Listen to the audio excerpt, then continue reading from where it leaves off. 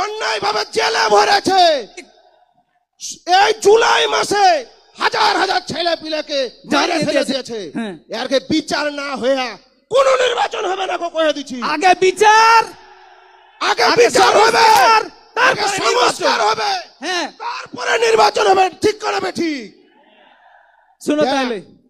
Peer পদ্ধতিতে হইতে হইবে সংসদ নির্বাচন, হইতে হইবে লেভেল প্লেইং ফিল্ড নিশ্চিত করণ। না না হে, আবার কি হলো? ফের উল্টা পাল্টা কথা কহছিস তুই। আমি ফের কি উল্টা কথা কইলু কত? আমি নির্বাচনে কিসের পিয়ার মোহাব্বত বে? থামো থামো থামো, তুই পিয়ার কহলি কেন বে? আমি পিয়ার মোহাব্বতে পিয়ার কহিনি, এটা হলো পিআর মানে প্রপোর্শনেট রিপ্রেজেন্টেশন।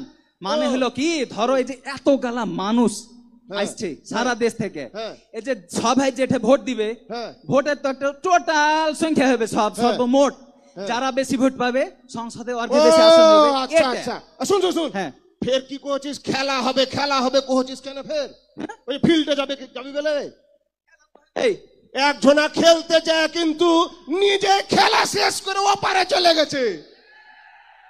খেলারি করে যদি কেউ খেলতে চাহে, মুসলমান বাঁশের লাঠি তৈরি করো। ঠিক আছে? হ্যাঁ শুনো, এটা হলো ওই পিয়ার।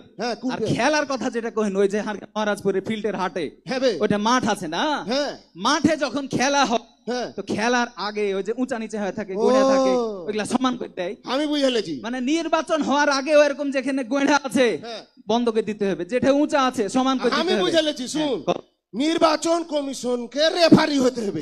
একদম ঠিক কথা। খেলবে এসব দল কাউরির সাথে যেন ফষ্টি নষ্টি না করে। একদম আমি বুঝেছি। নির্বাচন কমিশনকে খেপা ও বুঝে লাইনি 17 বছর কি হয়েছে, বেশি রকম টাল্টি বাল্টি করে বাঁশের লাঠি তৈরি আছে। ওইটাই কইলো পিয়ার পদ্ধতিতে হইবে। কি কইনো আমি? পিয়ার, মনে থিবা কিন্তু দেশ জনতা সবাই যেন মনে থাকে। পিয়ার পদ্ধতিতে হইতে হইবে সংসদ নির্বাচন, হইতে হইবে লেভেল প্লেইং ফিল্ড নিশ্চিত করণ।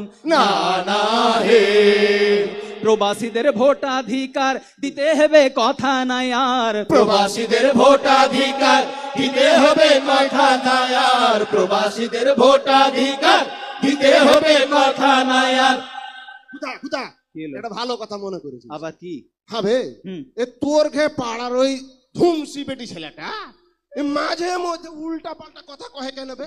আর কইও না আর কথা, একলি যে দেহাটাতে পড়ে গেল বে, হারি মান সম্মান থাকবে না মনে হচ্ছে একদম। আবে কি কইছে শুনছিস? টিভিতে এসে আগা করে কইছে, যারা বাড়ির ভিটা মাটি বেচে, গরু বকরি মুরগির ডিম বেচে বিদেশে গেছে, এরা খালি টাকা ইনকাম করার বেলে মেশিন, এরা টাকা পাঠাইবে আর বহু বেটি বেলে বসে খাবে।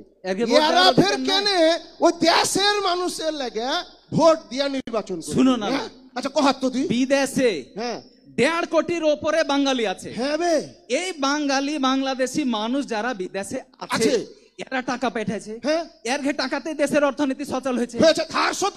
কতগুলা ঋণ ছিল দেশে, ঋণ গালা শোধ হয়েছে, আর রাখে বেলে ভোট দিতে দিবে না। একটা কথা হলো এরকম কেন করছে রাজি? এরকম করা যাবে না। প্রবাসীর ঘে ভোটের অধিকার দিতে হবে।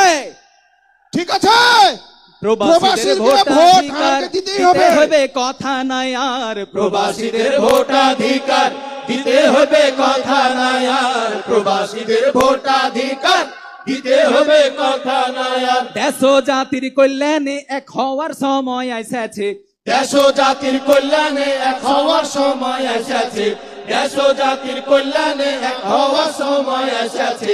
হে নানা সোহরাওয়ার্দী উদ্যানে জামাতের জাতীয় সমাবেশ হয়েছে। না